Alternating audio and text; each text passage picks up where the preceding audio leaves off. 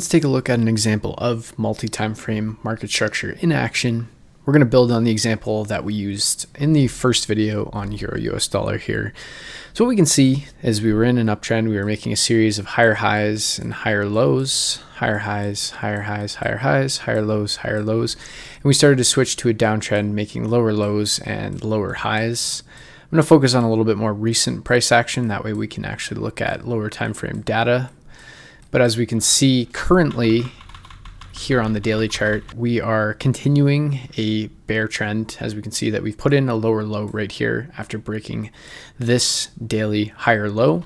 And just before we close the week, we have more or less wicked the daily level. So we haven't actually broken the daily level, making a lower low just yet, but we have started to see some action. But on a lower time frame, what we will see is a break of structure. So now that we have that understanding, we're basically going to concern ourselves with more or less this bit of price action, probably more specifically here, but we'll see how far we can get as we navigate downwards. So let's jump down to the 4-hour chart.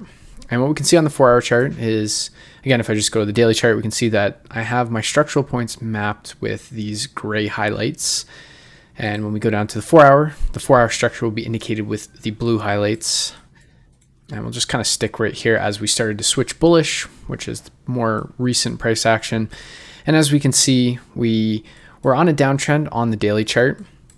And we didn't actually get signified that price was switching bullish here on the daily chart until we broke this high right here. But as we can see, if we're mapping out and following the 4-hour charts, is that our real change of character when the 4-hour switch from bearish to bullish happened when we broke this swing high or this lower high on the bearish leg. Because as we can see, we had a lower high right here. And if we just kind of map back just a little bit, we can see that price was in a downtrend. We were making lower lows and lower highs. And I've now just realized I'm using the wrong colors. Just fix that very quickly. But as we can see, we're making lower lows and lower highs here on the 4-hour chart. As we continue down, the daily chart created a lower low here, a lower high here. We broke, which confirmed this lower high. We then continue moving down, creating a lower low on the daily chart. So on the daily chart, price was stuck within this range of price. And if we were looking for a continuation to put in a lower low once more, we'd be waiting for price to form some sort of lower high and then continue to the downside. And as we know with multi-time frame market structure, on the 4-hour, if the daily is to remain bearish within this overall range of price, if we were to move to the upside, we would start breaking structure to the upside, creating higher highs and higher lows on, say, the 4-hour chart before continuing to the downside. And what we can see on the 4-hour chart, again, is that we broke structure on this point here. We started to create an uptrend. We started to see higher highs and higher lows being formed, especially in this spot where structure got a little bit more tight knit, and this is range created demand, as we would know. And what we can see is what ultimately created this break of structure, this daily break of structure, putting in a higher high would have been this break of structure here. But as we can see on the 4-hour chart, we were already starting to switch bullish around here. We started breaking structural points, creating higher highs and higher lows within the overall trend. And as we can see, price continues on making higher highs and higher lows. We've broken this daily swing high. So when we're looking at the daily time frame, if I just pop open a second chart, and we'll compare the daily to the 4-hour just so we can look at it a little bit more granularly. So again, we're looking at price creating lower lows and lower highs. When we look at the 4-hour chart, we can see that price breaks this high and is starting to move to the upside. We can see the momentum here on the daily chart. We can start to see these large candles popping up. And if we're looking at it from a supply and demand lens, we would be looking at this as a potential supply zone that would be holding price. On a 4-hour, we can see it is a very large pivot supply where we get this large sharp up move followed by a large expansive down move that creates supply in the market. And what we can see pretty clearly as well, if we just pop that back on the daily, we have a singular pivot supply candle, this bullish candle before this rapid expansion to the downside. And what we can see is price does react off of this supply zone. So in a perfect world, if we were looking at market structure and we're looking at lower lows and lower highs being created, we're looking at this range in price, we start to see price retracing. Realistically, if we're looking to catch the lower high and look for an additional short opportunity, we'd be looking to identify supply zones that would coincide with the formation of that higher low. So in this case, we have a supply zone here that we would be expecting price to react off of and create a lower high and continue moving to the downside. But what we can see is price does initially tap into the supply zone. We get a bit of a reaction. We start to see a pull away in price, but at the end of the day, we don't get a true follow through. And what ends up happening is we then switch from supply to demand and continue moving to the upside. And what this will be known as is a supply and demand zone flip. We'll dig into those in future videos, but what we can see is this is the first sort of aspect of supply failing. And we're starting to see demand being respected. As I mentioned in the previous video, we're creating higher highs and higher lows. And we're also seeing supply being invalidated or failing. And we're seeing demand being respected, which is creating that bullish market structure. And if we just continue on, we can see that we had a supply zone here as well. This is more of a fractal supply zone. This would be the pivot supply, this last extreme. And what we can see is price reacts off it once again. And as I said in pretty much every video up until this point, that when it comes to supply and demand zones, we are likely going to see a reaction, but it's the follow through that's most important. And what we can see is price does react, and we can even see it on the daily chart. We had 1 day of selling, and then followed by demand being respected and price continuing to the upside to create a higher high on the 4-hour chart and begin to create a higher high on the daily chart as well. And if we just continue on moving, we can see that as price begins to move up, we start to see a series of higher highs and higher lows forming on the 4-hour chart. And we finally print in a daily higher high right here. And then we start to see price moving to the downside. In this case, price doesn't actually break true valid structure. The reason this point is not viewed as structure is because of these equal lows, which is an area of liquidity. We'll touch on liquidity a little bit later on, but something to keep in mind as we progress through. But as we can see, even if we were to have considered this valid structure, price would have broken to the downside, created a lower low, a lower high. We then would have broken structure and continued bullish. And because we know that the daily chart is now in a bull trend and we're expecting a higher low to form and price to continue moving to the upside, we would not be looking to immediately take sell positions just because the 4-hour is switching bearish. Because again, this is the importance of understanding multi-time frame market structure. We're trying to understand what's happening on the higher time frame. We're trying to trade in line with that higher time frame, but using the lower time frame to gauge where entries may be possible and to understand the market structure. Because if we were just blindly looking at the market, not factoring in the daily chart, looking for sells at, say, this supply zone would seem incredibly valid, seeing as this is range created supply. We have a large drop to the downside. We're breaking structure or liquidity in this case and continuing on. We would expect that to hold and sell off. But as we can see, supply is totally ripped through. It's totally disregarded and price continues on. Why? Because on the daily chart, we're creating higher highs and higher lows. We are in an uptrend. And furthermore, what we can see is supply is failing, demand is being respected, And what we can say, if we take this even one step further, we have range created demand just right here. And what we can see is this next point is held up by demand. And we can see price is creating higher highs and higher lows as price carries on in its trend going higher and higher. And then as we can see, as we just navigate our charts, this is where we start to see that change of character. This is where we're starting to see the beginning of the downtrend that we're seeing here on Euro US dollar. And what we can see is on the 4-hour chart, we create a high, we break that high, creating a higher high, which is also the higher high on the daily. But this is where things start to change a little bit. Again, if we're looking and factoring in the daily chart, we would see that price is in a larger range. We can see that we have our daily swing low here and our daily swing high here. So we're trading within essentially this impulsive leg, this range of market structure.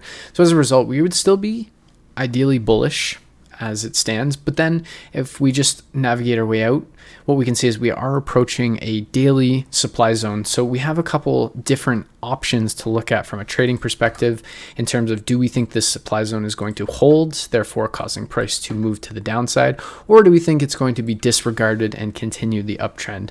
And this is where we can start to look at lower time frame fractal market structure to gauge the reaction, and we can trade those reactions.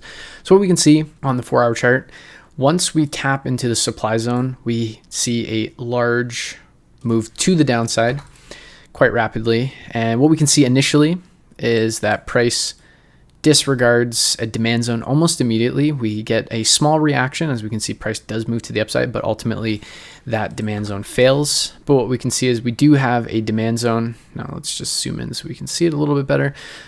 We can use the entire pivot if we'd like, or we can refine it to the most recent candle. What we can see is demand does get respected. So right now we're seeing a series of supply getting respected, demand failing. So we can just draw on that demand zone as well, just for reference. We can see demand failing, demand being respected. This is more an extreme level of demand versus a minor level of demand, because this is more in the lower portion of the range of the daily price action. And what we can see if we just continue on is we have our supply zone here that's created as a result of price moving. And what we can see is we respect that supply. And realistically, if we were looking at demand, we can see that we have range created demand right here. Price disregards that demand. So we're starting to see that change in the flow of supply and demand. And what we've seen here, once we broke these lows, is that price broke market structure with this large drop here. So we've put in a lower low. We've come back in, we've tapped into supply, and what has ended up happening? We've failed demand, and we've continued down to create a lower low. So what this is now telling us is that the supply zone on the daily chart is starting to change. We haven't actually changed market structure on the daily yet. So up until this point, we are still bullish on the daily, but what we're starting to see is on the 4-hour, we're starting to get indications that the trend may be switching, that this is a true change of character. We're going to start to see that change of character on a lower time frame before we see it on a higher time frame, and that's going to give us a better understanding and identification of what is to come, and we can build trade ideas on that. And what we can see if we just continue moving on is we have a supply zone right here within this inside bar, or even specifically in this wick. Doesn't quite get hit. We have an inside bar. So basically within this area, we can see that there was a lot of trading happening here. Just do something like that. It does wick the supply zone a little bit, but not a big deal. What we can see is we have supply. Ultimately, it's respected, and then price continues down, breaking structure to the downside, creating another lower low, and then price essentially falls off the cliff here. And what we can see is what we had one last level of demand. And if we just draw it on the entire range that was created, we tapped into it once, we've tapped into it twice. We've basically absorbed all of the demand that's sitting at this level. And what that allows price to do is free fall to the downside. And what we can see is price then has created a lower low here on the daily chart. And on the 4-hour chart, then we're starting to see bullish structure, and that bullish structure is in line with a pullback on the daily chart. And then what we can see is now that the daily is starting to potentially break to the downside, we're starting to see a lower lows and lower highs being printed on the 4-hour chart as well. And then now what we can do is take it one step further as well and look at the 15-minute chart and just dig into the price action. It'll be the exact same story, but it'll just be even more fractal in nature. So what we can do is we'll keep our eyes on the more recent and relevant market structure, just so we don't get lost in too many details. So we'll look at the recent market structure that has happened since the drop here on the 15-minute. What we can see, if we just start looking at this point in time, zoom in just a little bit more so we can actually get a good view here. See that we've broken structure to the upside after being in a downtrend. So if I just map on a few more points just to showcase the trend that was in play up until this point. See that we've broken structure to the downside. broken structure to the downside. So we're creating lower lows and lower highs. Again, if we're looking at this point, it's within this candle. We're in a downtrend on the daily now. It's been confirmed after breaking this structural point. If I switch to the 4 hour and maybe draw these on a little bit better because TradingView is giving me a hard time today. There we go. I can get rid of that. That there. Perfect. So what we can see is price again is making lower lows and lower highs. And if we're looking at this on the 4 hour chart, we can see that this bit of structure here is this bit right here. And as we can see right now on the 4 hour chart, we are also in a bearish move. And what we can see here on the 15-minute, the 4 hour change of character and the 15-minute change of character end up being at essentially the same points. What we can see is it's created by these two candles. We see that impulsive move to the upside. We've now switched to bullish, but again, if we switch back to the daily chart, we know that we're still in a bearish trend. And what happens when we are in a bearish trend and we've just put in what seems to be a lower low, we're going to get some sort of pullback, especially after we break structure. A question we always should ask ourselves: what happens after we break structure? We will continue running for a while, but ultimately what's going to happen after that? We need to pull back. Why profit taking needs to happen? The market needs to breathe. It's been over injected with selling pressure in this case. So at some point we need to start to see a relief rally for price to correct, price to pull back, price to retrace, whatever way you would like to describe it. But at the end of the day, the higher highs and higher lows of a market, or the lower lows and the lower highs of the market, is basically the ebbs and the flows of the market. And it's also the market breathing. We're exhaling, we're inhaling, we're exhaling, we're inhaling, we're exhaling, we're exhaling, we're inhaling, we're exhaling, we're inhaling, we're exhaling. If that's the way you want to view it, great.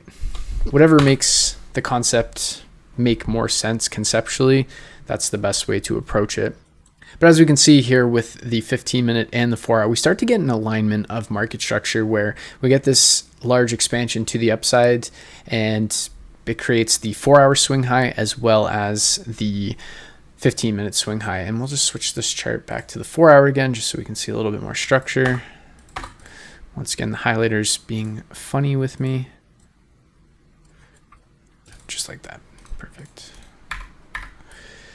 And what we can see in this case, we then break structure to the upside. And what we're doing now is we're just waiting for more confirmation as to what's actually going to happen. Mark out that as our structural point. And what we can see when we're looking at the 4 hour as well as the 15-minute, we have a structural point that is mapped. We're basically caught within the range of price, this leg of price right here, which is from this low to this high. Not sure why that's not appearing.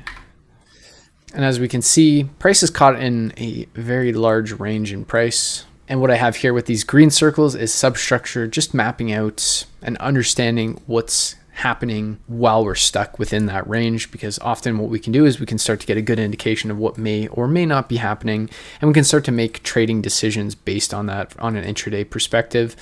And as you can see, we have a few different zones mapped out. We have a supply zone, we have a supply zone. We're in an overall higher time frame bearish trend. We're bullish on the 15 and the 4 hour, and we're starting to see a large aggressive pullback. We can definitely say that this is quite impulsive to the downside. So what we want to be seeing is demand failing and supply being respected. So what we can see within this wick, which is a refinement that you'll see in video 4 in the supply and demand series, there is a demand zone resting within this wick. And what we can see is when price tests into that wick, we get a strong reaction.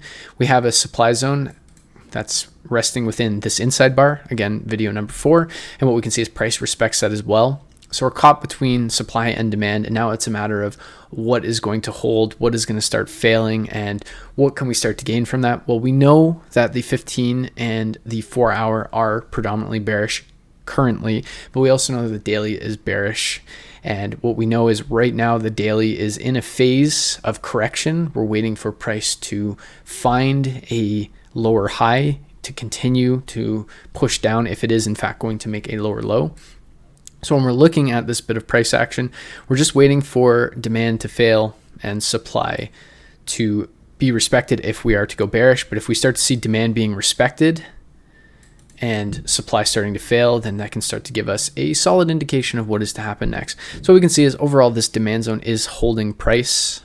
We can see that this supply zone ends up failing, And then we can look at the next supply zone, which is this inside bar. We get a slight reaction just prior, and at this point, price then continues moving to the upside. One other area that we could look at is within this wick. This would be that continuation pattern, again, spoken about in the 4th supply and demand zone video, where we have this continuation supply zone. We get a strong reaction and price then begins to move to the downside. And what we can see is we failed demand, and price continues dropping. But again, where do we drop into? We drop into a demand zone. Now, one thing I want to stress though, when it comes to multiple taps of a demand zone, is the more taps you get into a supply or demand zone, the weaker those zones are inherently going to get. So at that point, although this is propping up price as it currently stands, it's something that we should be mindful of as price begins to develop that it can only hold for so long. And once it's tested too many times, then likely we'll see a break of that level at some point. But as we can see, demand is being held. And at this point, what we're looking at is still a continuation of the overall bull trend.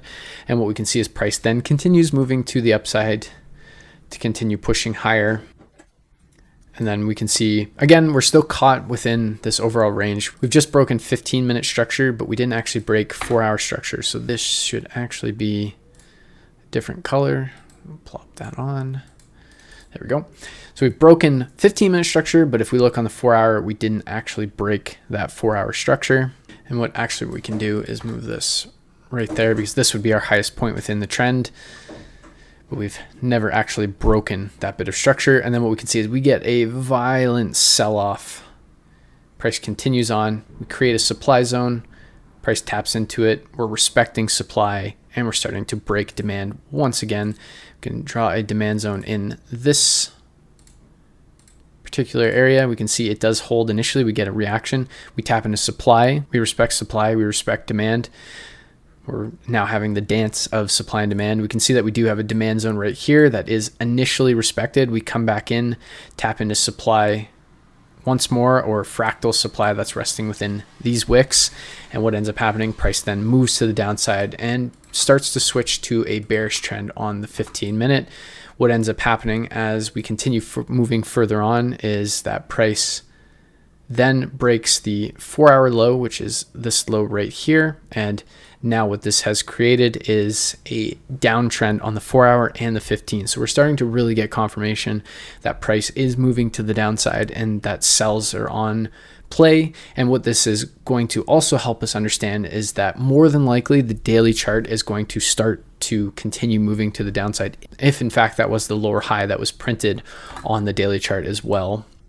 And what we can see if we just continue following market structure is we are breaking structure to the downside, creating lower lows, lower highs, lower low, which is our true 4-hour lower low. And we can see price creates a lower high on the 15-minute chart, consolidate, creating a larger supply zone that we can see on the 4-hour chart right here. And then price begins to move to the downside. We create a new lower low on the 15-minute chart. Price then begins to more or less move sideways that we can see on a 4-hour chart, but we can get some structure on the 15-minute chart, and which we can see, again, we're looking at a potential pullback on the 4-hour chart because we have something that looks something like that, which is lower lows and lower highs being printed. And what we can see is the 15-minute chart then switches bullish to accommodate that lower high that is being printed on the 4-hour chart. And then what does price do? It continues to move to the downside. And again, all this is doing is following the daily structure. We're putting in lower lows and lower highs. We put in a lower low, we pulled back, we created what appears to be a lower high. But again, we haven't actually closed below this structural point. So for me right now, this isn't a confirmed lower low, but it's definitely a good indication. We were able to understand why price was beginning to switch and seeing the changes of characters that were happening as we look through the 15-minute and the 4-hour. We can take that a step further and begin looking at 1-minute market structure, but that's a little bit more advanced. And personally, that's what I use for entries as opposed to looking for pure market structure. It's best to have, say, a 4-hour and a 15-minute time frame for your market structure, and then have an execution time frame that you're using for actual entries when you hit the particular points of interest, supply or demand zones that you're trading within the overall direction of the 4-hour, 15-minute, and daily market structures, and not sitting on the 1-minute chart just looking for breaks of structure and trying to trade with that. Of course, you can frame up a lot of great continuation trades at a more advanced level, and we'll get into those intricacies. But for now, it's really just about mapping out your daily, your 4-hour, your 15-minute structures, and really understanding how each of those timeframes play together to build that overall trend. What we can see is quite easily that the 15-minute was building the trend before the 4-hour and then before the daily. But what we could very easily see too is that it was following the higher time frame trend. We had a good indication of what was actually going to happen on the chart conceptually using market structure, but then we were able to take it a step further by integrating supply and demand.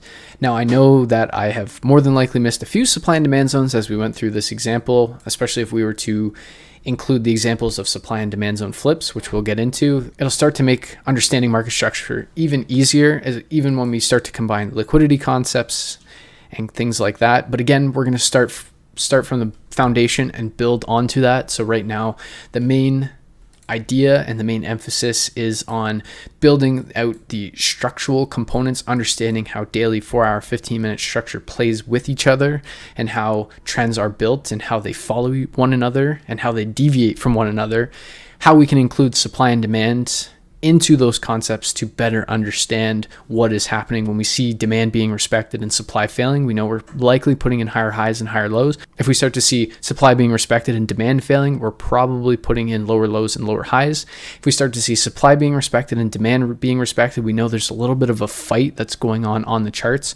We need to be a little bit more patient and wait for market structure and order flow to really showcase what it wants to do. And we can see that as we wait. Like we've seen here, price was caught in a range. We were starting to see demand being respected, supply initially being respected, but then ultimately starting to fail.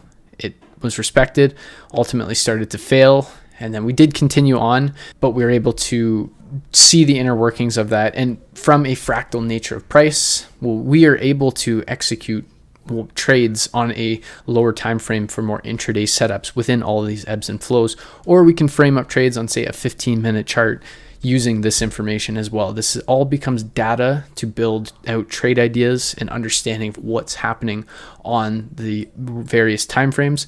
But again, it all comes from the understanding of what's happening on, say, a daily time frame, understanding the structure, understanding the higher time frame supply and demand zones that are happening and that are being created, what they represent, how they relate to structure, and all of the inner workings in between. Once you can truly understand that, things become a lot easier to understand. Things become a lot easier to manage in terms of building overall trade ideas. Often what you'll notice, probably in previous ways, especially if you have traded supply and demand before, is that you're very good at picking supply and demand zones, and you probably found this through your back testing, that you're very good at picking supply and demand zones, but often you're picking the wrong ones in that you might get an initial reaction, but price never follows through, and you seemingly seem to be on the wrong side of the trend all of the time or most of the time. When we start to integrate market structure, the relationship between supply and demand and market structure, that's when the light bulbs really start to come on. Then we'll start throwing at liquidity concepts to really start to improve the odds of where price is bound to go, and start to throw in advanced supply and demand techniques using supply and demand zone flips, where we're going to be able to build a very robust and rule-based oriented trading strategy. But again, we need to start at understanding and mapping out market structure. So what I strongly suggest and encourage is hitting up your charts and starting to plot out market structure conceptually, higher highs, higher lows, things like that, getting comfortable with the fractal nature of the markets. Now, I know we haven't necessarily discussed in detail how to map out market structure in a more rule-based system, and we will do that in the next episode. But for now, just hit the charts, get comfortable with understanding the fractal nature of the markets, get comfortable seeing how the daily, the 4-hour, the 15-minute, for example, interact with one another, and get comfortable with seeing how the trends form on the higher time frame and go down to the lower time frame, and how the trends form on the lower time frame and go to the higher time frame. Because once we have those building blocks, once we have that proper foundation, we're able to make better decisions, and we're able to better understand the market and how it is moving, where it's likely to go, and we can start to build stronger, higher probability trading ideas. And this is where the link of market structure and supply and demand really starts to come into play, by being able to vet out certain supply and demand zones, understand how they work with market structure, and start to understand when a supply and demand zone is likely to be respected or when a supply and demand zone is likely to fail. So now take this to your charts and see what you can come up with.